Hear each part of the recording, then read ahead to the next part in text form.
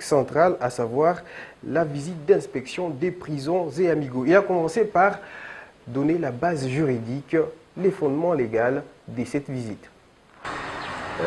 Dans les attributions du parquet, nous devons non seulement inspecter la prison, en l'occurrence la prison centrale de Monzézé, mais procéder aussi au contrôle des amigos, c'est-à-dire des cachots, de tous les cachots qui se trouvent dans notre ressort.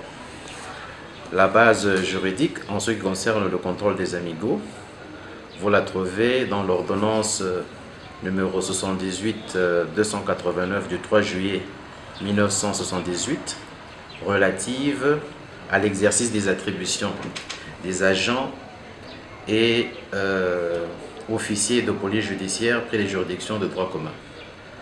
Il s'agit en l'occurrence de l'article 80 qui dit que les officiers du ministère public procèdent régulièrement et à tout moment à la visite des locaux de garde à vue. Ils s'assurent de leur salubrité et des conditions matérielles et morales des personnes qui y sont maintenues. Ils se font communiquer les procès-verbaux établis à l'encontre de ces personnes et recueillent leurs doléances éventuelles.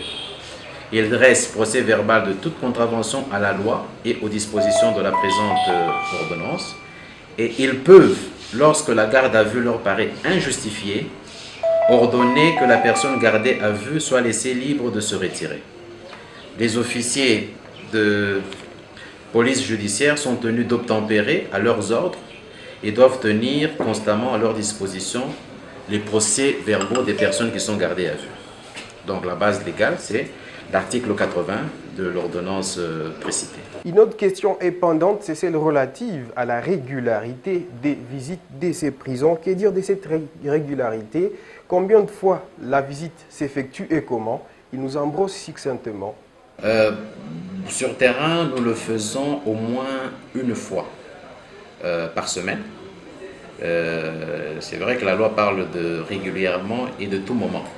Mais n'empêche que quand moi je reçois des doléances, je peux envoyer une réquisition d'information, je peux envoyer un magistrat sur terrain pour vérifier un cas. Supposons qu'il vient me dire, par exemple, que dans tel cachot, il y a un OPJ qui a gardé quelqu'un au-delà de 48 heures ou que la personne est arrêtée pour des faits qui ne sont pas infractionnels, je peux envoyer un magistrat sur terrain pour vérifier le cas. Donc je peux le faire à tout moment. Mais de façon organisée, les rapports que j'envoie à mon chef, monsieur le procureur général, c'est au moins une fois par semaine.